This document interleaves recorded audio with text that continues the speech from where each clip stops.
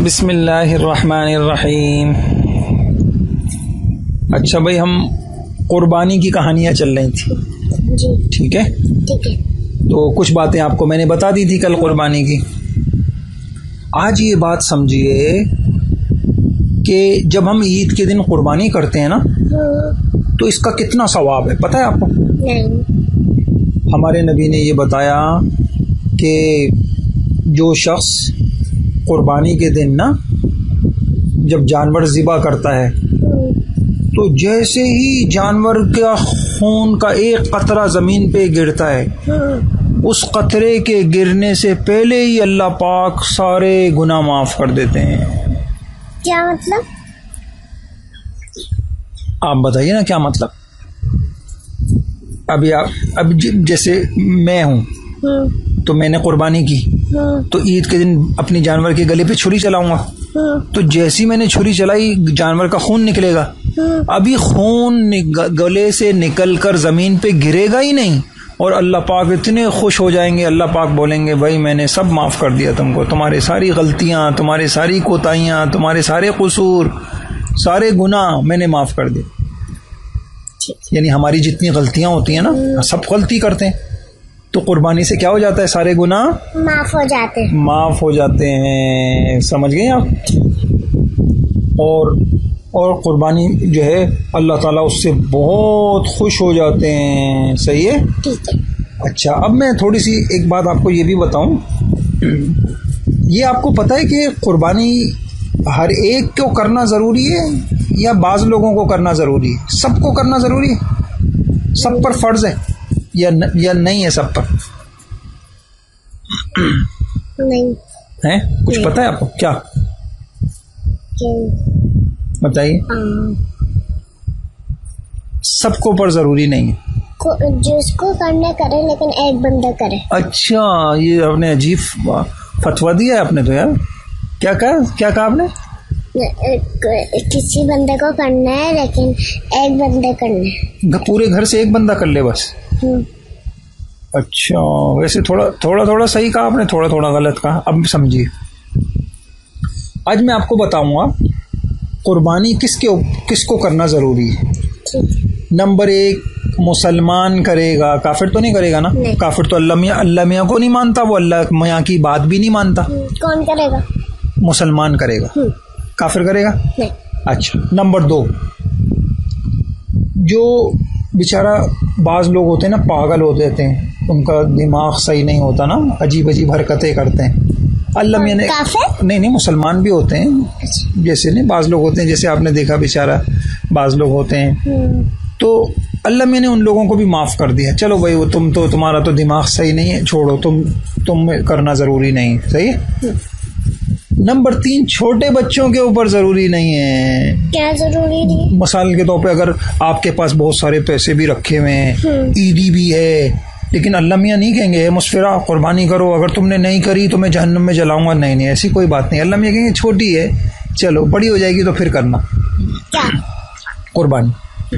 तो छोटे बच्चों के ऊपर भी कुर्बानी फर्ज नहीं है। ऐसे ही ना, जो मुसाफिर होते हैं ना, जैसे सफ़र पे चले गए किसी दूसरे शहर, वहाँ उनके पास पैसे नहीं है, उनके ऊपर भी कुर्बानी नहीं होती। ये समझ गए आप? ठीक है। अच्छा, ये तो हो गया किस शख्स पे फर्ज है। जल्दी आप बताइए। मुसलमान पे फर्ज है, और काफिर पे नहीं फर्ज है, और अक्लमंद जिसके पास अकल है उसके ऊपर फर्ज है, जो पागल है, उसके ऊपर आप वैसे डर रही हैं। पागल कहना तो गंदी बात है, खैर हम मसला समझ रहे हैं ना, उनके ऊपर भी नहीं है। और बड़ों पर है, छोटों पर नहीं है, चाहे कितने ही पैसे हों छोटे के पास। सही है? अल्लाह ताला बोले छोटे बच्चे नहीं कर सकते, बड़े बच्चे कर सकते। सही। अच्छा, अब ये बताइए, गरीब के ऊपर कुर्बानी नहीं है, अमीर के ऊपर है। गरीब समझते हैं? नहीं। गरीब नहीं समझते आप?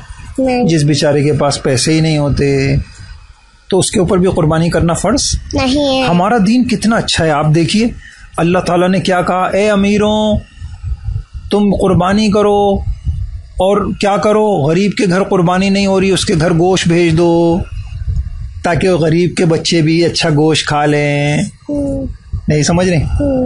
तो गरीब के ऊपर क्या नहीं है?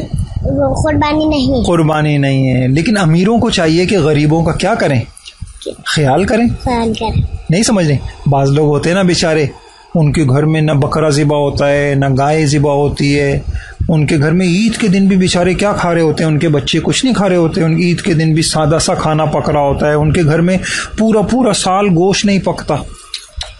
तो अल्लाह में हमारा दीन इस्लाम कितना अच्छा है, अल्लाह ने एक ईद दे दी और इस ईद में सारी दुनिया के मुसलमानों को कहा सब लोग जानवरों को ज़िबा करो और गोश्त तुम भी खाओ, अमीरों तुम भी खाओ और गरीबों के बच्चों को खिलाओ, उनके घर में भेजो। ठीक, सही है। तो अब आपको मैंने 4 बातें बता दी। मुसलमान पे फर्ज है, काफिर पर नहीं फर्ज है, अक्लमंद पर फर्ज है, पागल पर नहीं फर्ज है, बड़ों पर फर्ज है, छोटे पर नहीं फर्ज, और मैंने क्या कहा, जो अपने घर में हो उस पे फर्ज है, जो सफर पर हो उसके ऊपर फर्ज नहीं। अच्छा, फिर मैंने क्या कहा, अमीर पे फर्ज है, गरीब पर नहीं है। अब मैं आपको एक किस्सा सुनाता हूँ। ठीक है। अच्छा भाई, मैं आपको ना ये बता रहा था कि देखिए कि हमारा दीन कितना अच्छा है ना, गरीबों का ख्याल करते हैं। अब मैं एक कहानी आपको सुनाता हूँ, आप गौर से सुनिएगा। करमदीन चौकीदार अपनी साइकिल, एक करमदीन ना एक चौकीदार का नाम था, सही, करमदीन नाम, करमदीन, सही है। ठीक है। और प्यार से उसको चचा करमू भी बोलते थे। तो क्या बोलते थे? करमदीन चौकीदार अपनी साइकिल के हैंडल से गोश्त की चंद थैलियां लटकाए हुए तेज तेज पेंडल मारता हुआ तेज तेज तेज तेज वो जा रहा था। उसके चेहरे पे ऐसी खुशी थी, उसके असरात थे। साइकिल चलाते चलाते वो एक गरीब मोहल्ले में पहुंच गया जहां गरीब लोग रहते थे। उसने एक घर के सामने साइकिल रोकी, घर का दरवाजा खटखटाया, सही है। अंदर से एक खातून थी, औरत थी, उनकी आवाज आई, जी कौन? उसने कहा, बाजी मैं हूँ करमदीन। क्या बोला? मैं हूँ करमदीन। वो बोला, बाजी मैं हूँ करमदीन चौकीदार।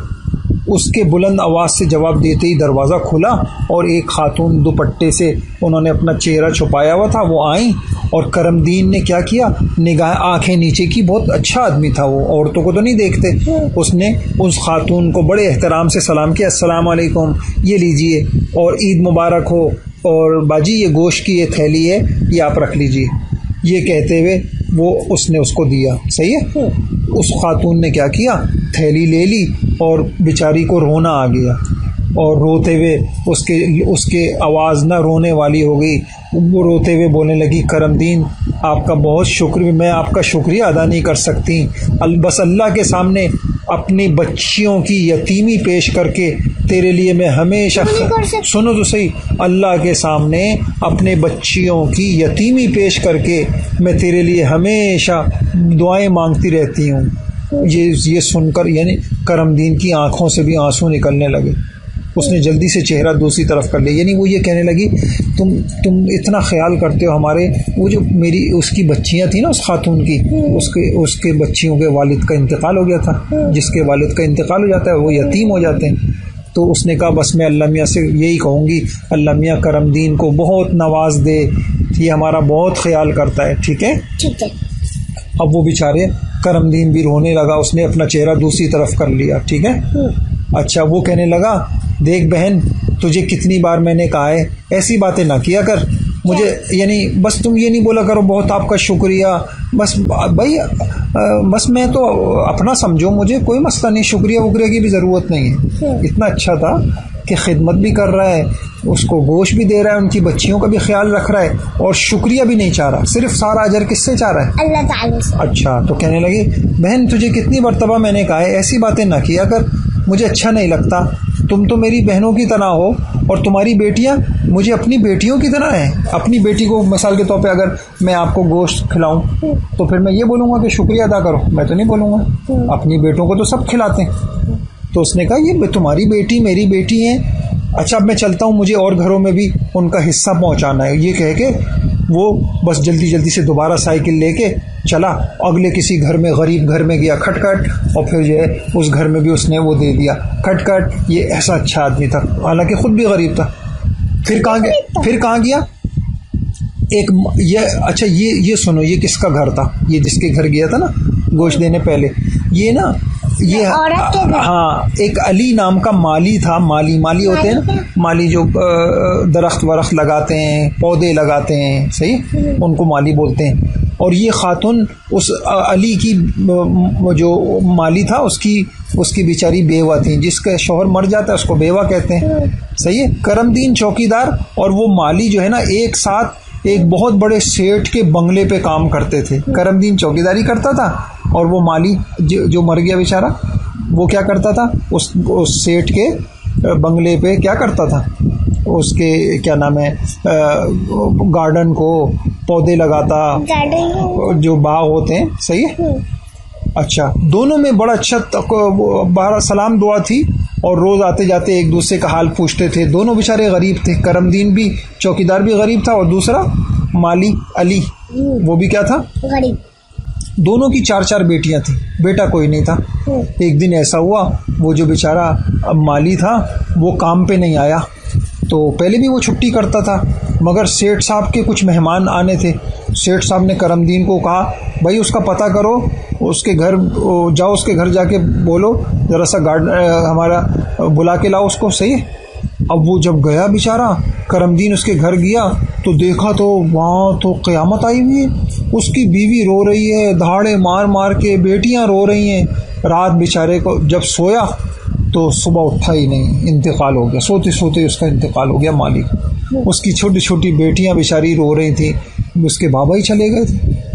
अब क्या हुआ, करमदीन बेचारा खुद भी बहुत गरीब आदमी था, उसके भी अपने बच्चे थे, मगर उस इतना अच्छा था, उस दिन से उसने सोच लिया कि ये माली के जो बच्चे हैं मैं इनका अपने बच्चों की तरह इनका ख्याल रखूँगा, सही है। तो अब वो क्या करता, जब ईद आती ना तो वो क्या करता, करमदीन उसके घर तो खुद भी कुर्बानी नहीं होती थी, वो बेचारा जाता लोगों से गोश्त मांगता। क्या करता, गोश्त मांगता, भाई बाजी कुछ गोश्त दे दो, बाजी कुछ गोश्त दे दो। जब गोश्त जमा हो जाता तो वो क्या करता, वो इस तरीके से उस माली के घर पहुंचा देता, किसी और के गरीब के घर पहुंचा देता। इतना प्यारा था वो, समझे। तो पहले बेचारे को वही करमदीन, सही है। तो गोश्त की थैलियाँ पहुंचाकर, अच्छा बहरहाल जब गोश्त की थैलियाँ बेचारे ने पहुंचा दी ना सबके घर, अब अपने घर क्या लेके जाता, अपने घर में भी तो उसकी कुर्बानी नहीं होती थी। बेचारी उसकी बच्चियां क्या करती, बेचारे को आंखों से आंसू आ गए, मैं अपनी बच्चियों के लिए क्या लेके जाऊं। उसकी साइकिल पे खून लग गया था ना, उसने खून भी साफ कर दिया। कहीं मेरी बच्चियां देखेंगी कि बोलेंगी बाबा आज भी ईद के दिन भी हमारे घर गोश्त नहीं है, बाबा कोई गोश्त लेके आओ, हम गोश्त खाएंगे। ईद के दिन भी हमारे घर गोश्त नहीं है, तो उसके करमदीन के भी आंखों से आंसू आ गए, सही। वो अपने घर पहुंचा। अच्छा, रास्ते में भी उसने क्या किया, एक जगह एक नलका था, वहाँ रुककर अपनी साइकिल को अच्छी तरह साफ कर लिया, ताकि साइकिल पे खून का धब्बा देख के मेरी बच्चियां रोए नहीं। ऐसा अच्छा था। अच्छा, बहरहाल ये बेचारा है ना, हर ईद पर ऐसे ही करता, यानी अपने लिए नहीं मांगता, वो लोगों के घर जाके गोश्त मांगता। सिर्फ किस लिए, ताकि गरीब बच्चियों के घर क्या पहुँचा दूँ, मैं गोश्त पहुँचा दूँ, सही है। इतना जो है ना, वो इतना अच्छा इंसान था। कुछ लोग कितने अच्छे होते हैं ना, उनको दूसरों का ख्याल होता है। अच्छा, तो अब इसी तरीके से वो बेचारा करता था, सही है। अब उसका घर करीब आया और करमदीन को भी रोना आ रहा था कि मेरे घर भी आज ईद का दिन आ गया और मेरे घर भी कुछ नहीं गोश्त नहीं पकेगा, मेरी बच्चियां। लेकिन उसने कहा कोई मसला नहीं, मेरा घर है, मैं तो जिंदा हूँ ना, बाप हूँ, लेकिन बेचारा वो मालिक है तो उन बच्चियों का तो बाप भी नहीं। तो वो क्या हुआ, अभी करमदीन ना सोच ही रहा था, उसकी छोटी सी बेटी ने दरवाज़ा खोला, दरवाजे में से अपने बाबा को देखकर दरवाज़ा खोला। करमदीन बेचारा सर झुकाए हुए घर में दाखिल हुआ। उसको शर्म आ रही थी, मेरी बच्चियां सोच रही थी कि शायद बाबा कहीं से गोश्त लाएंगे, गोश्त तो है नहीं, सही है। और उसने बस सलाम किया, सर उठाकर देखा तो हैरान रह गया, उसके सहन के अंदर खाने पकाने का सामान ढेर लगा हुआ है और एक थैले में अच्छा खासा गोश्त पड़ा हुआ है। करमदीन चौकीदार के, वो तो शर्मा रहा था।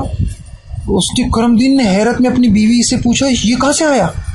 उसकी बीवी बोली एक बहुत बड़ी गाड़ी में एक बहुत मालदार शख्स आया था, वो आपको जानता था और उसके साथ में एक खत भी उसने दिया है, तो मैं तो आपका इंतज़ार करती रही, बस उसने एक लिफाफा दिया और करमदीन ने जल्दी से वो लिफाफा खोला, पढ़ने लगा। उसमें क्या लिखा था?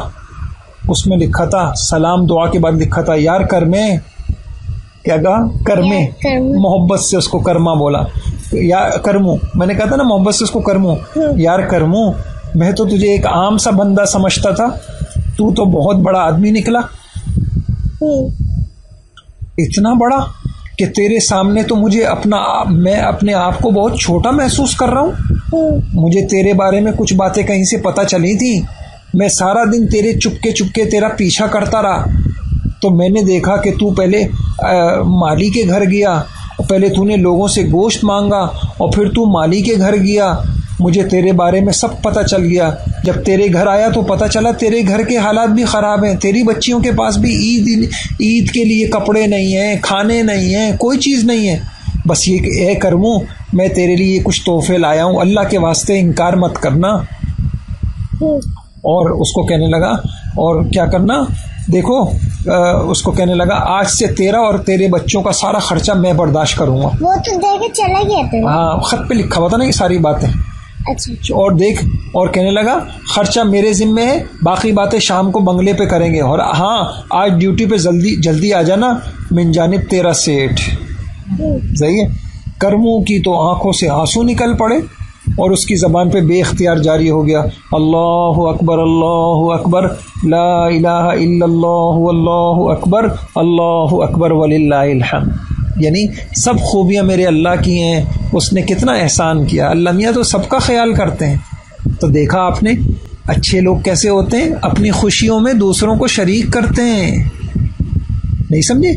आपकी कोई दोस्त हो, बिलफर्ज खुदा ना खास्ता वो गरीब हो, तो क्या करना है उसका? सही है, ख्याल करना है ना। ठीक है।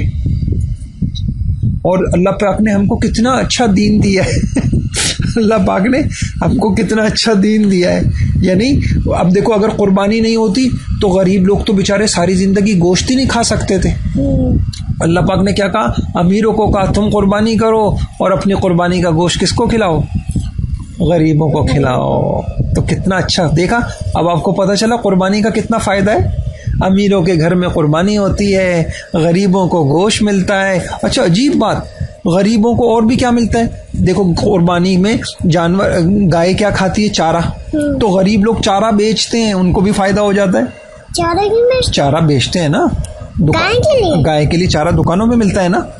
तो गरीब किसी दुकानदार ने चारा बेचा, उसको भी फायदा हो गया। फिर गाय कैसे आती है? गाड़ी में आती है ना, सुजुकियों में। तो कुछ लोग सुजुकियां चलाते हैं, मंडी से गाय लेकर घरों तक पहुंचाते हैं, उनको भी फायदा हो जाता है। सही है। फिर कुछ लोग क्या करते हैं, फिर गाय जब ज़िबा होती है उसकी खालें बिकती हैं, वो गरीब लोगों के पास उसके पैसे चले जाते हैं, उसको भी फायदा हो जाता है। तो कितना फायदा है अल्लाह ताला का एक हुक्म पूरा